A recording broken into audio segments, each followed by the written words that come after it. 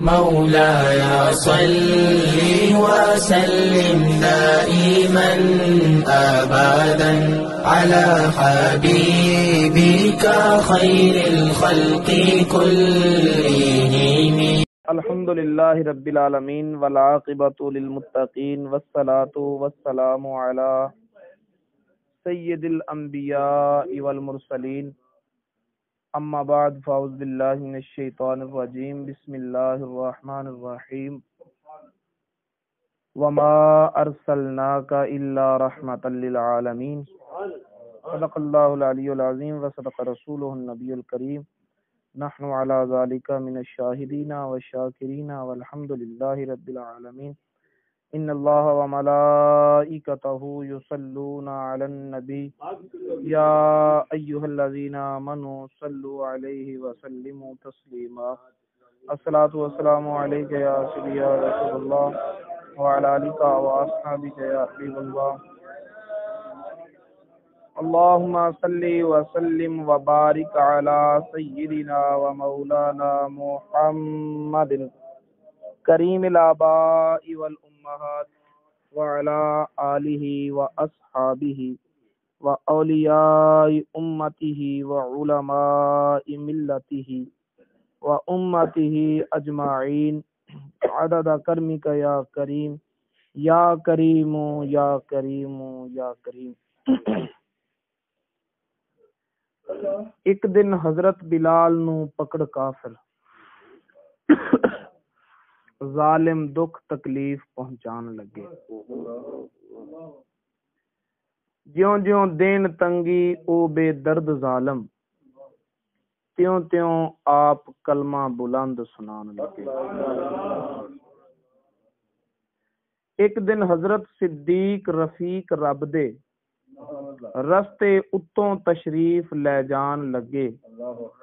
ویخ حال کمال بلال والا گل نال پیار سمجھان لگے. دل دے وچ حضور دا ذکر کر لے اچا بولن تھی ظالم ستان لگے. جدوں سنی اے گل حنیف ساری میرے آقا دے عاشق فرمان لگے.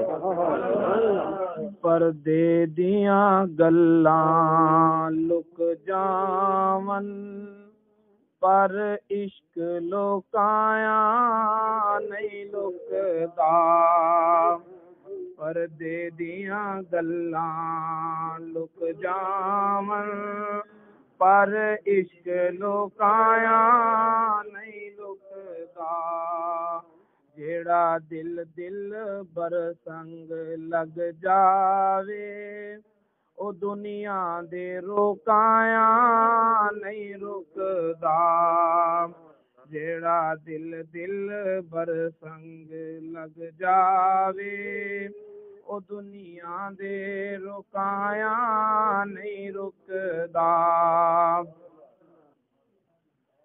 میرے آقا دے در جو آئے نے اونا دل دے مطلب پائے نے.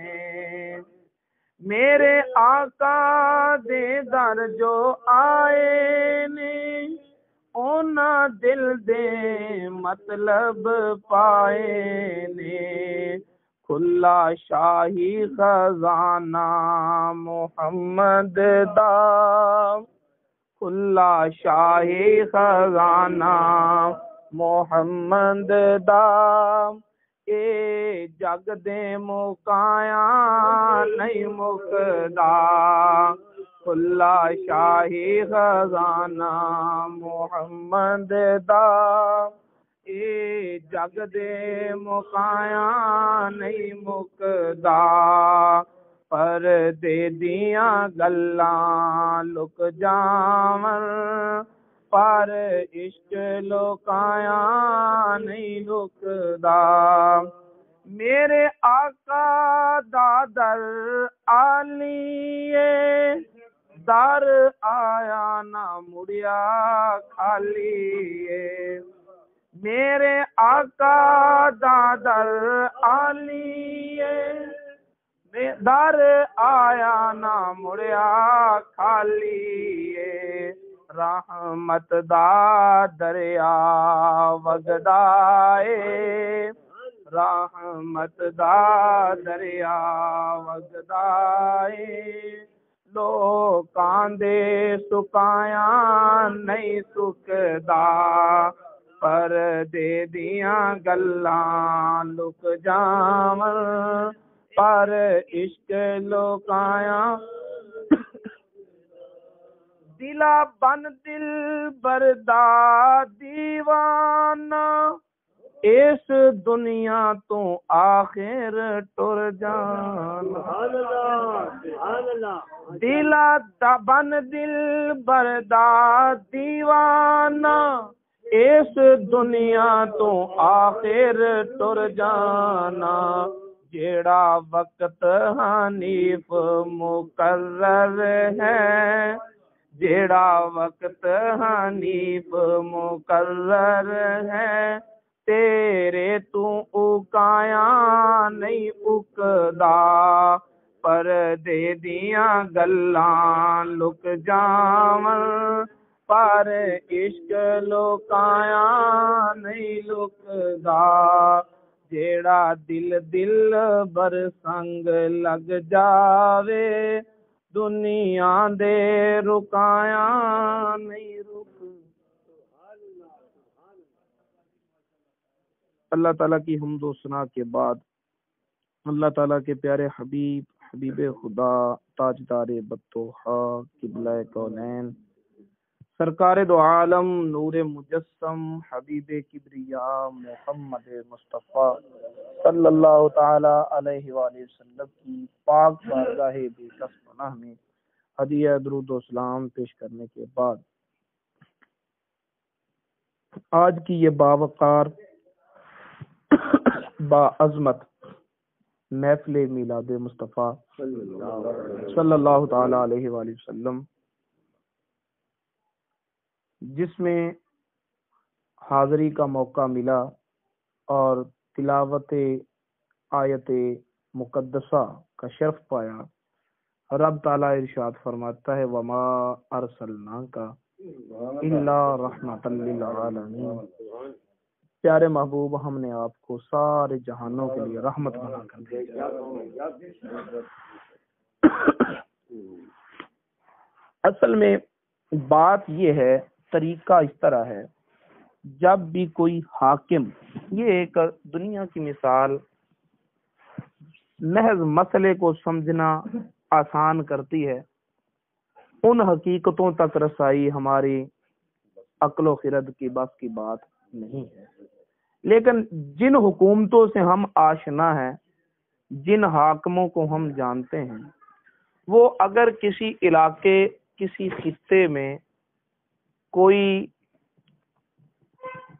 تعاون کا بیلنس بھیجیں جسے گرانٹ کہتے ہیں کوئی ایک مخصوص رقم بھیجیں کہ اس خطے کے جتنے بھی یتیم بچے اور بیوہ عورتیں ہیں ان میں یہ رقم جو ہے وہ تقسیم کر دی جائے تو طریقہ اس کا یہ نہیں ہوتا کہ وہ ڈاک خانے میں بھیج دی جائے اور ڈاکیا جو ہے وہ گھر گھر پکڑاتا رہے بلکہ وہ جو منتخب شدہ افراد ہوتے ہیں حکومت کے جو علاقے کے MNA MPA صاحبان ہوتے ہیں تو وہ گرانٹ سیدھی ان کے پاس آتی ہے حکومت علاقے کے ایک مرکزی فرد کے پاس وہ رقم بھیج دیتی ہے اور اپنی مملکت میں اعلان کر دیا جاتا ہے کہ ہم نے یتیموں اور بیواؤں بے سہاروں کے لیے تعاون کی رقم بھیجی ہے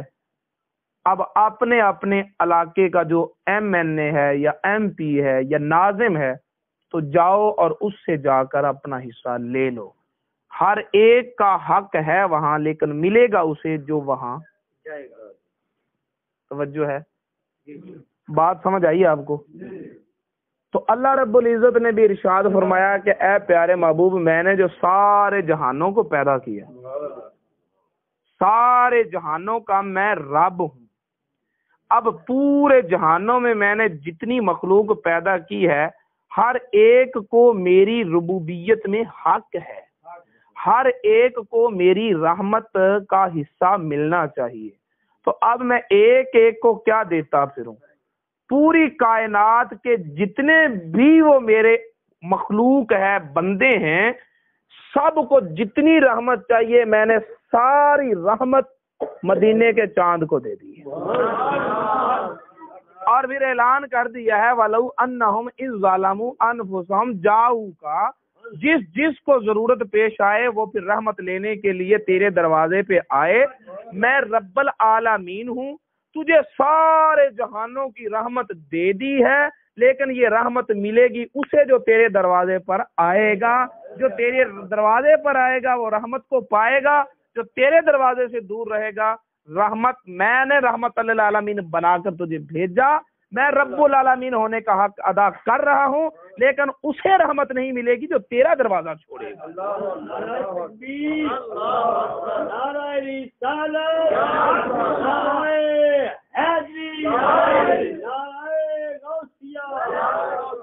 وَلَوْ أَنَّهُمْ إِذْ ظَلَمُوا، اس آیت مقدسہ کی تفسیر میں، تفسیر روح المعانی میں یہ تشریح تفسیر درج ہے کہ اللہ رب العزت نے اپنی قربتوں کے سارے دروازے بند کر دیے۔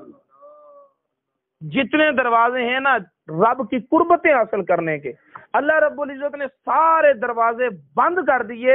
اب صرف ایک راستہ ہے جس راستے پر چلنے والا خدا کو پا سکتا ہے، اور وہ راستہ وہ ہے جو مصطفیٰ کی دہلیز سے ہوگا۔ اور خدا کو پانے کا صرف ایک ہی راستہ، وہ ہے رسول اللہ صلی اللہ علیہ وسلم۔ اللہ رب العزت وما ارسلناک الا رحمۃ للعالمین، میں نے سارے جہانوں کے لیے رحمت بنا کر بھیجا ہے۔ اب ذرا گرامر کی روشنی میں دیکھیں نا تو رحمت مصدر ہے، رحمت مصدر ہے، میں نے رحمت بنایا، تو رحمت کیا ہے؟ وہ تو ایک فعل ہے، فعل کو کوئی فاعل چاہیے۔ تو عربی گرامر کا ایک اصول اور ضابطہ ہے کہ جہاں بھی مصدر استعمال ہوتا ہے تو وہ مصدر یا تو اس میں فاعل کے معنی میں ہوتا ہے یا پھر اس میں مفعول کے معنی میں ہوتا ہے، یا اس میں فاعل کے معنی میں ہوگا یا اس میں مفعول کے معنی میں ہوگا۔ اور یہاں رحمت مصدر جو ہے وہ اس میں فاعل کے معنی میں ہے، اور جب رحمت سے اس میں فاعل بنے گا تو معنی ہوگا راحمن، وما ارسلناک الا راحمن للعالمین، اے محبوب ہم نے تجھے سارے جہانوں پر رحمت کرنے والا بنا کر بھیجا، ہم نے تجھے سارے جہانوں پر رحمت کرنے والا بنا کر بھیجا ہے۔ اب رحمت کرنے والا، سارے جہانوں پر رحمت کرنے والا، اب رحمت، مہربانی، شفقت، رحم، کرم، لطف کرنے والا لطف کب کرے گا؟ جب رحم کرنے والے کو اس کا علم ہوگا جس کو رحم کی ضرورت ہے، جس کو رحم کی ضرورت ہے۔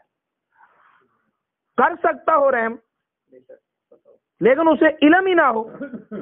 مثال کے طور پر گھر میں ایک مریض ہے، وہ بیماری سے تڑپ رہا ہے، ساتھ ہی محلے میں بالکل ساتھ والی دیوار، بالکل ساتھ والا قریب والا مسایا، وہ MBBS ڈاکٹر ہے، وہ اس بیماری کا ماسٹر ہے، وہ اس کا علاج کر سکتا ہے، اس کو اس کے علاج کی ضرورت بھی ہے، اس کی مہربانی کی ضرورت بھی ہے۔ یہ ادھر تڑپتا رہے، وہ ادھر اپنا کمال لے کر انتظار کرتا رہے کہ کوئی ہو جس کو میں اپنے فن سے فائدہ پہنچاؤں، لیکن وہ چاہنے کے باوجود اس کا بھلا تب تک نہیں کر سکتا جب تک اس کے تڑپنے کی اسے خبر نہ ہوگی۔ اسے علم ہوگا کہ یہاں کوئی میری مہربانیوں کا، میرے علاج کا، میرے ضرورت کا محتاج ہے، ضرورت مند ہے، یہاں اسے علم ہوگا تو وہ مہربانی اس پر کرے گا۔ اس کے علم کا، اس کے فن کا، اس کی ڈاکٹری کا، اس کے معالج ہونے کا اسے فائدہ تب پہنچے گا جب معالج کو اس کی بیماری کا علم ہوگا۔ اگر علم ہی نہ ہوگا تو یہ کیا مہربانی کرے گا اس پر؟ توجہ ہے؟ اب اللہ تعالیٰ فرماتا ہے کہ محبوب میں نے تجھے سارے جہانوں پر رحمت کرنے والا بنا کر بھیجا ہے۔ سارے جہانوں میں اگر کوئی ایک فرد بھی ایسا ہو جس کے حال کی مصطفیٰ کو خبر نہ ہو تو آپ مصطفیٰ کریم صلی اللہ علیہ وسلم اس پر رحمت کیسے کریں گے؟ اور اگر اس پر رحمت نہ ہوئی تو پھر سارے جہانوں پر رحمت کرنے والے کیسے ہوئے؟ رب نے کہہ دیا کہ اے محبوب میں نے تجھے سارے جہانوں پر رحمت کرنے والا بنا کر بھیجا ہے، تو لازمی تقاضا ہے رحمت کرنے والا تبھی رحمت کرے گا جب سارے جہانوں سے باخبر ہوگا، جب سارے جہانوں سے باخبر ہوگا۔ فریاد امتی جو کرے حال زار میں، ممکن نہیں کہ خیر البشر کو خبر نہ ہو نہیں سکتا کہ کملی والے محبوب کو خبر نہ ہو، کیونکہ وہ سارے جہانوں پر رحمت کرنے والے ہیں۔ تو جب سارے جہانوں پر رحمت کرنے والے ہیں تو پھر سارے جہانوں کی خبر رکھیں، کیونکہ بغیر خبر کے، بغیر علم کے، بغیر جاننے کے خبر رحمت ہو نہیں سکتی۔ اور اس میں کوئی اچنبے کی بات بھی نہیں ہے، اگر کوئی سمجھنا چاہے تو اللہ تعالیٰ نے سمجھنے سمجھانے کے کئی دروازے قدم قدم پر رہنمائیاں رکھی ہوئی ہیں۔ آپ اپنی وجود پر غور کریں، اللہ نے ایک آنکھ بنائی ہے، وہ جو بالکل جسم کے بالائی حصے میں ہے، ایسے ہی ہے نا، انسانی جسم کی جو ساخت ہے بالکل اوپر ہے۔ اب یہ آنکھ کو اللہ تعالیٰ نے بنا کیسا دیا ہے؟ اب غور کریں کہ اللہ تعالیٰ نے آنکھ کو بنا کیسے دیا ہے۔ چلتے ہوئے پاؤں میں کانٹا چبھا، درد پاؤں کو ہوئی، آنسو آنکھ سے ٹپکا۔ چلتے ہوئے کمر میں کوئی چوٹ لگ گئی، کوئی زخم آ گیا، حالانکہ اپنی آنکھ اپنی کمر دیکھ سکتی نہیں، چوٹ کمر میں لگی، آنسو آنکھ سے نکلا۔ کوئی غم کی خبر کان میں پڑی، آنسو آنکھ سے نکلا۔ کوئی سر میں تکلیف آ جائے، چوٹ لگ جائے، آنسو آنکھ سے نکلے۔ ارے دیکھو تو صحیح، کسی نے کیا خوب کہا تھا کہ مبتلائے عضو کوئی، مبتلائے درد کوئی عضو ہو، روتی ہے آنکھ۔ مبتلائے درد کوئی عضو ہو، روتی ہے آنکھ، کس قدر ہمدرد سارے جسم کی ہوتی ہے آنکھ۔ بنانے والے نے آنکھ کو بنایا ہی ایسے ہے کہ پورے جسم کی خبر رکھتی ہے۔ ہاتھ پر چوٹ لگے آنکھ کو خبر ہو جاتی ہے، پاؤں میں کانٹا لگے آنکھ کو خبر ہو جاتی ہے، سر میں چوٹ آئے آنکھ کو خبر ہو جاتی ہے، کمر میں چوٹ لگے آنکھ کو خبر ہو جاتی ہے، کانوں میں غم کی خبر پہنچے آنکھ کو خبر ہو جاتی ہے۔ ارے اگر ایک آنکھ ہو کر پورے جسم اور بدن کی خبر رکھ سکتی ہے، کیوں؟ اس لیے کہ بنانے والے نے بنایا ہی ایسے ہے۔ تو پھر نبی جو پوری کائنات اور سارے جہانوں کی جان بن کر آیا ہے، وہ نبی کو بھی بنانے والے نے بنایا ہی ایسے ہے کہ گنبد خضرا میں بیٹھ کر سارے جہانوں کی خبر رکھ سکتا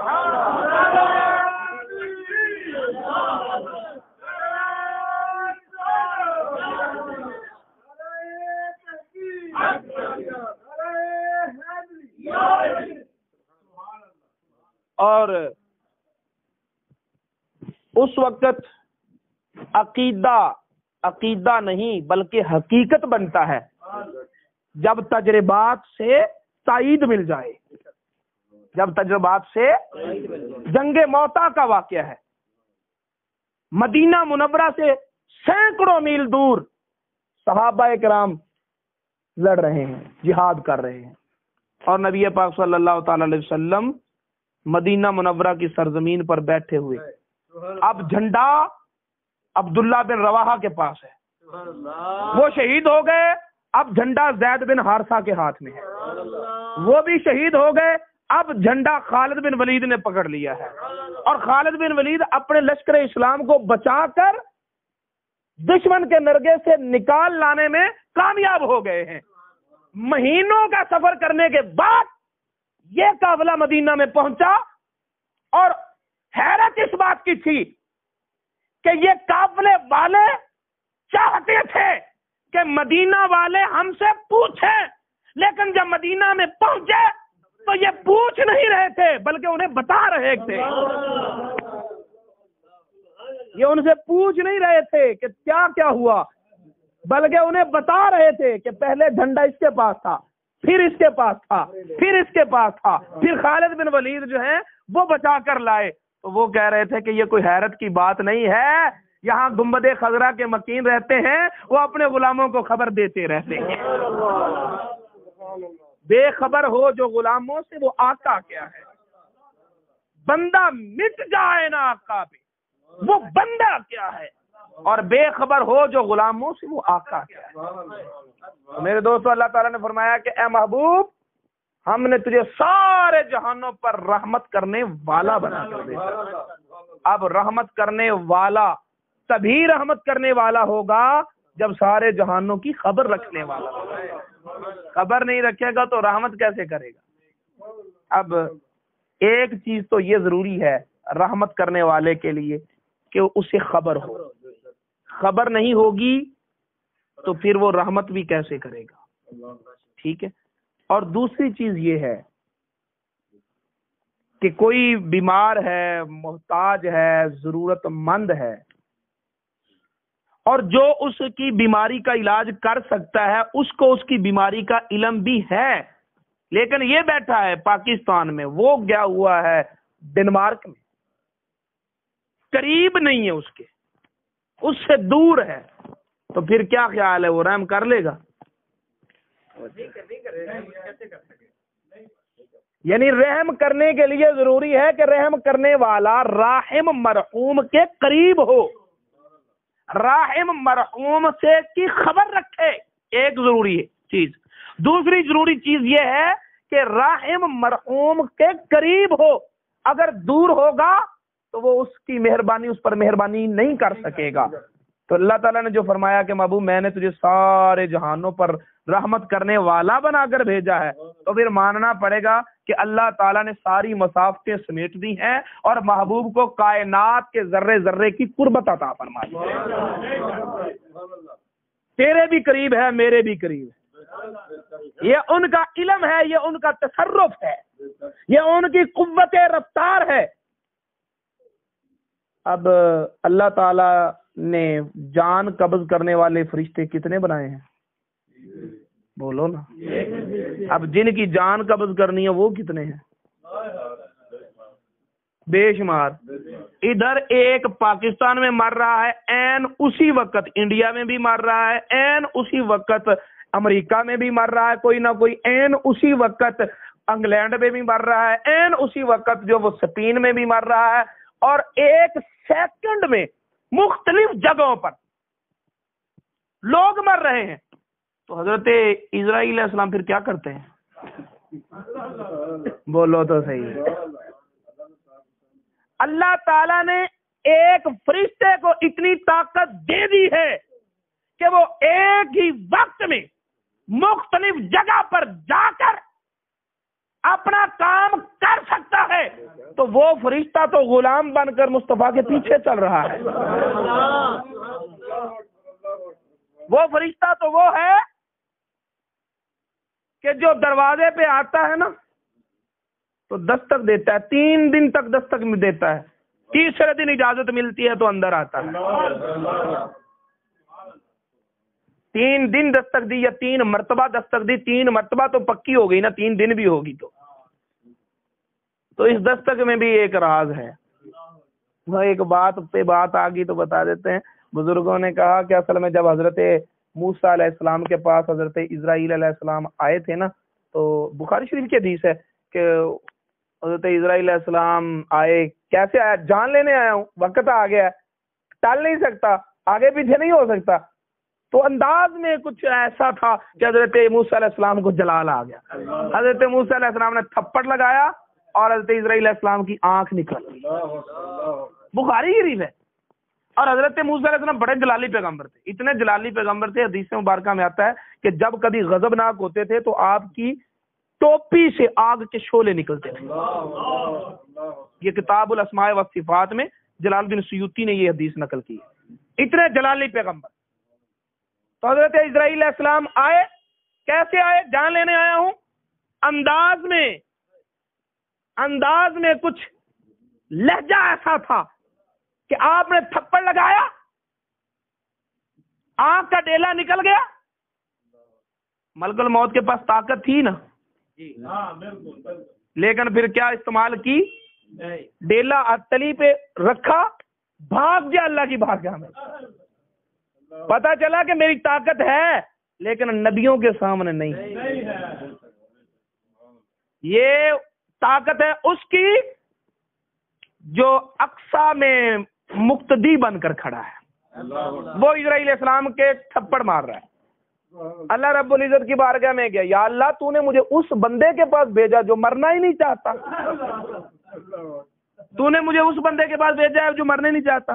اب یہاں ایک لمحے کے لیے رک کر میں عرض کرتا ہوں، حضور قدموں پر ہاتھ رکھ کر حضرت اسرائیل علیہ السلام 4 معزز فرشتے، بہت بڑی عظمت والے، شان والے، بزرگی والے، عظمت والے، اگر معاف کریں تو میں یہ سوال ضرور کروں گا کہ وہ مرنا چاہتے تھے یا نہیں چاہتے تھے؟ اللہ تعالیٰ نے تو آپ کو مارنے کے لیے بھیجا تھا، کون مرنا چاہتا ہے؟ توجہ ہے، کوئی مرنا نہیں چاہتا۔ کبھی کسی کی چاہت کا آپ نے احترام کیا؟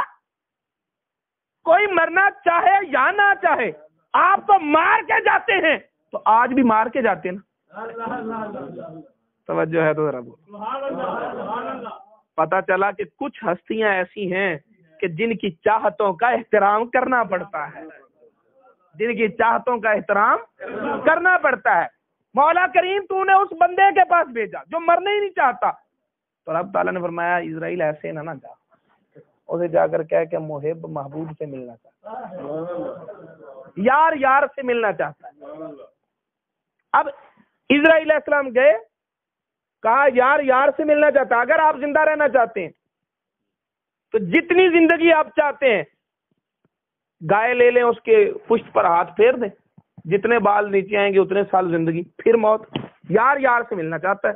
اگر زندہ رہنا چاہتے ہیں تو اتنی زندگی، اور اگر تقدیر کو تسلیم کریں تو پھر یار سے ملاقات کا مشتاق ہے۔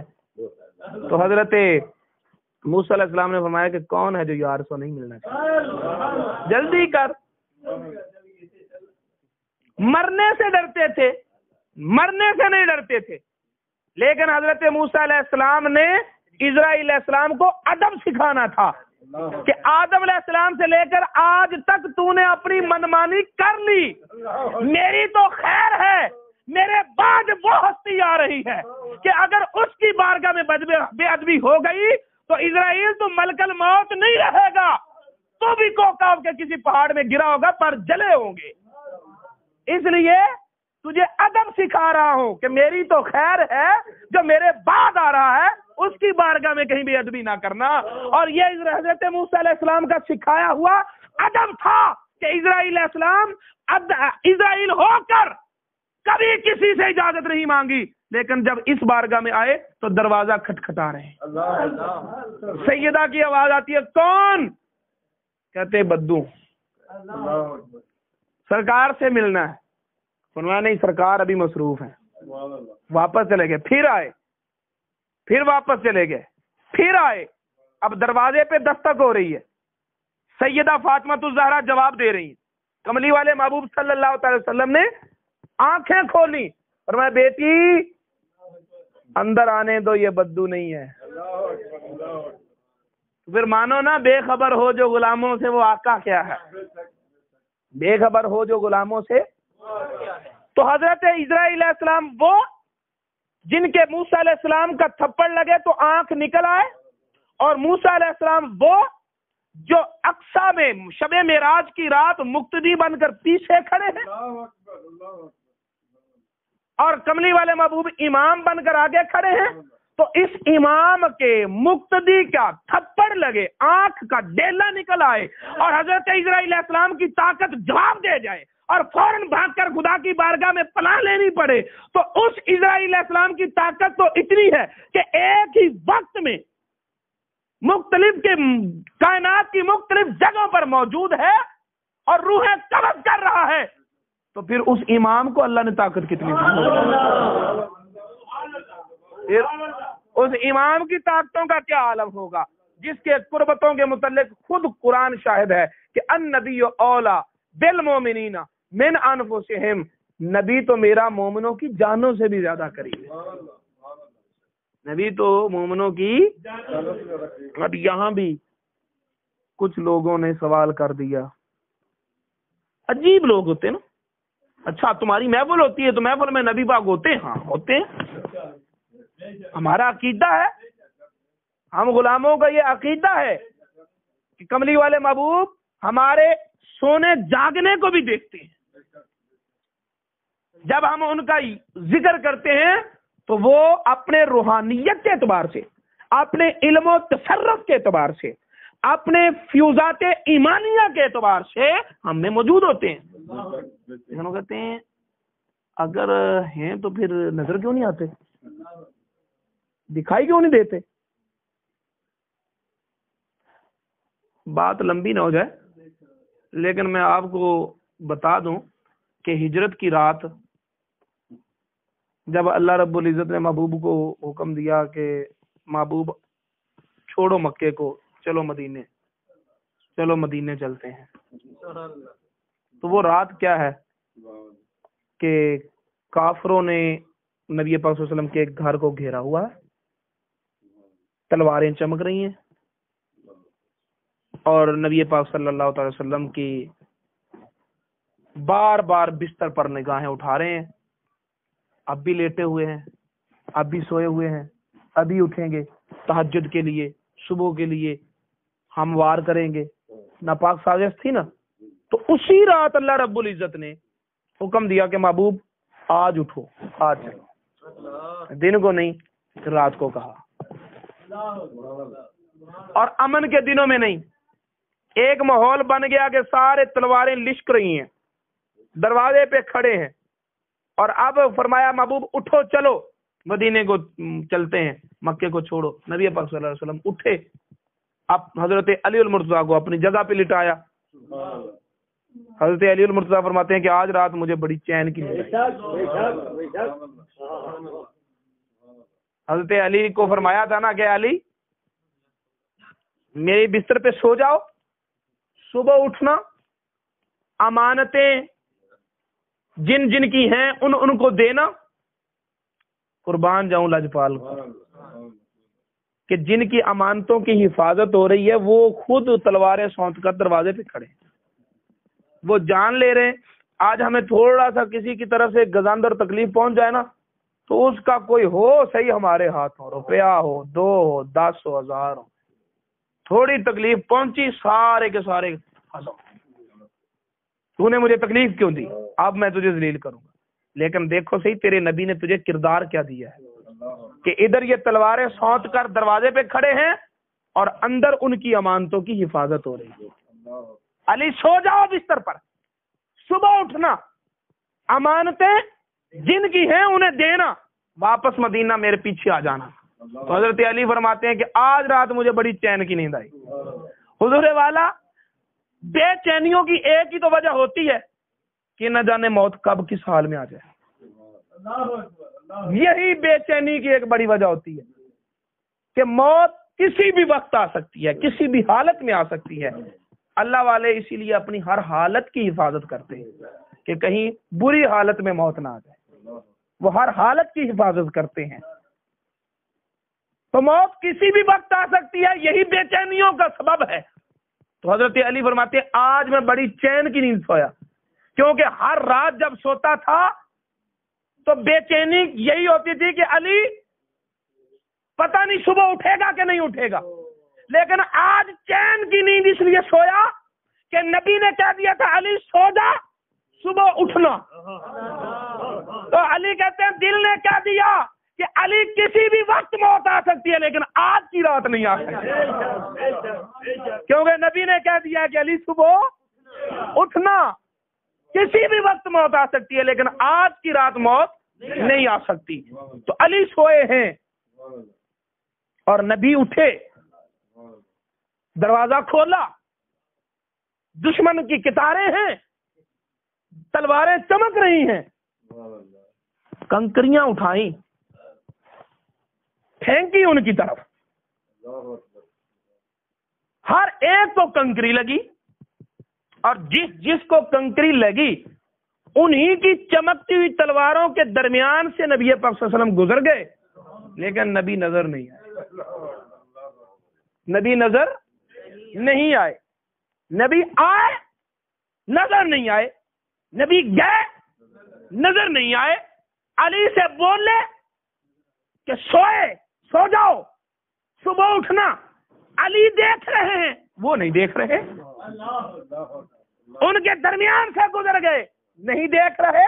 تو آج بھی کچھ لوگ کہتے ہیں بھئی اگر محفل میں نبی ہے تو نظر کیوں نہیں آتا؟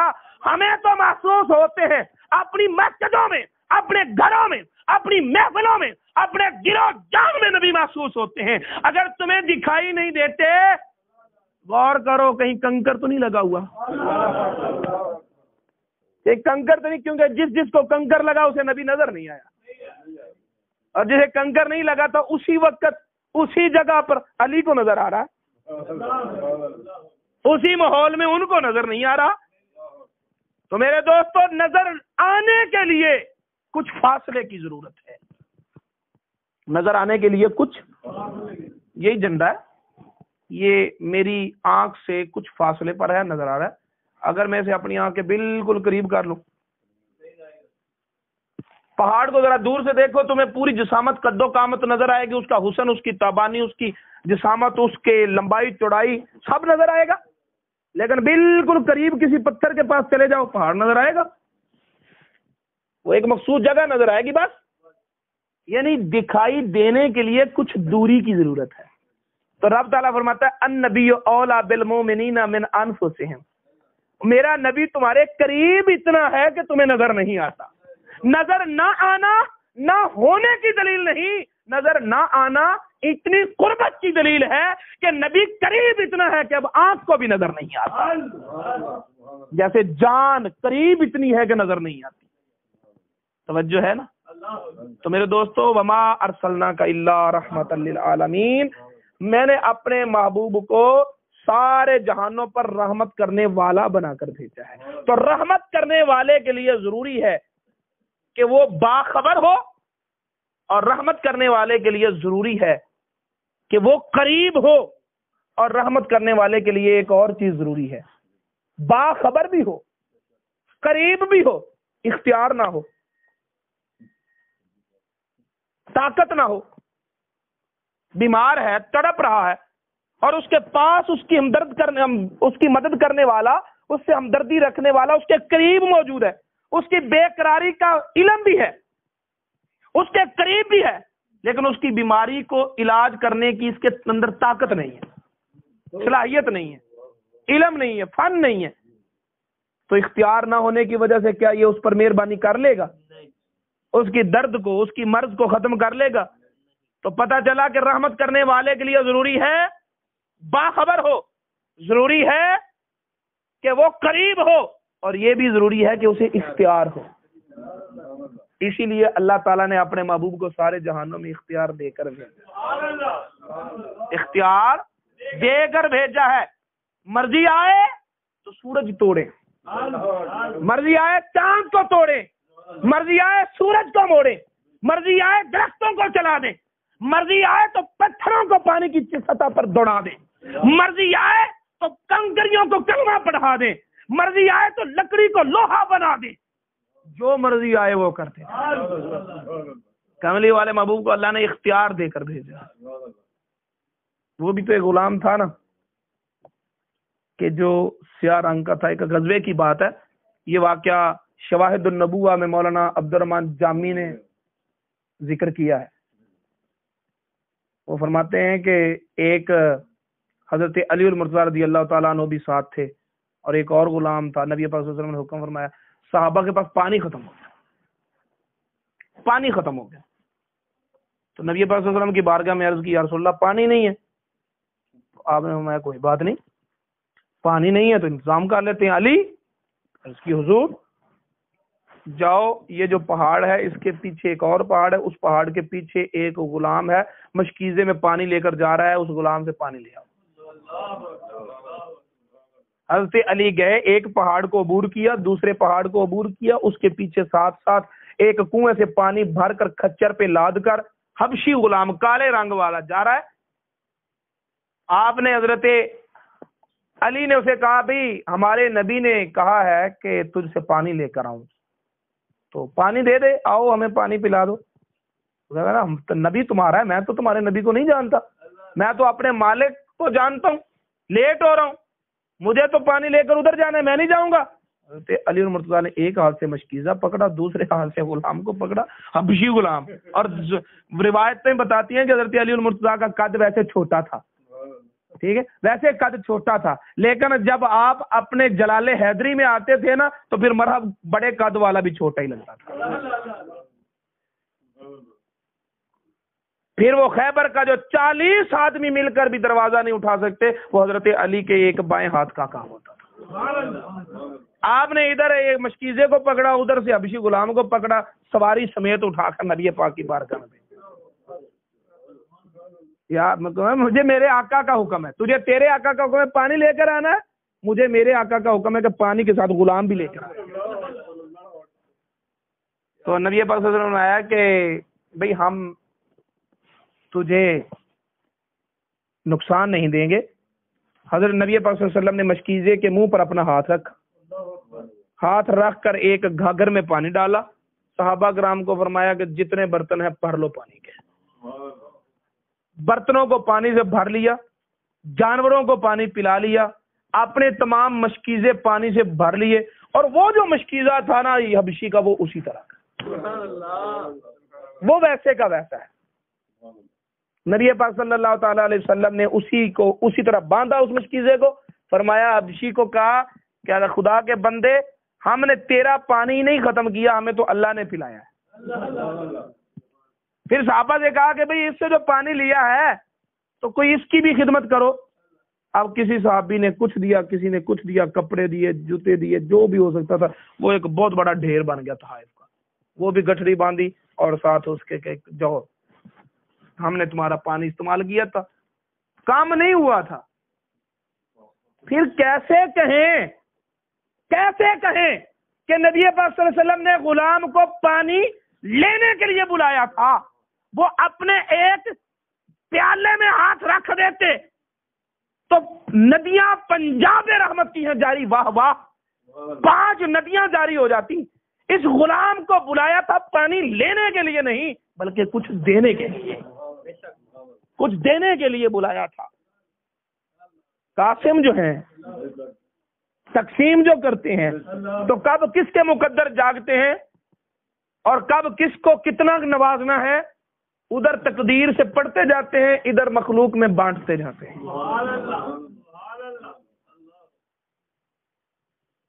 تو نبی پاک صلی اللہ تعالی وسلم نے اس غلام سے کہا کہ جاؤ، اور جاتے جاتے کہتے ہیں کہ یا حضور ایسے کیسے جاؤں، دل کی سیاہی تو دور ہو گئی ہے، چہرے کی سیاہی رہتی ہے۔ سرکار مدینہ صلی اللہ علیہ وسلم نے اس کے چہرے پر ہاتھ پھیرا تو وہ حبشی ایسے لگتا تھا جیسے مصر کا حسین ہے۔ جب وہ اپنے گھر میں گیا تو اس کے مالک نے پہچاننے سے انکار کر دیا۔ تو کون ہے؟ میں تیرا غلام ہوں۔ میرا غلام کالا تھا، فرمایا کالا تھا، اب نہیں ہوں، اب نہیں ہوں کالا، کیونکہ لج پال پریتاں توڑ دے نہیں، جندی باں پھڑ دے انہوں چھوڑ دے نہیں، در آیا نو خالی موڑ دے نہیں، کچھ خیر خزانیوں پا دیں دی۔ تو میرے دوستو، اللہ تعالیٰ نے ارشاد فرمایا وما ارسلناک الا رحمۃ للعالمین، محبوب میں نے آپ کو سارے جہانوں پر رحمت کرنے والا بنا کر بھیجا۔ تو رحمت کرنے والے کے لیے ضروری ہے کہ وہ سارے جہانوں کی خبر رکھنے والا ہو.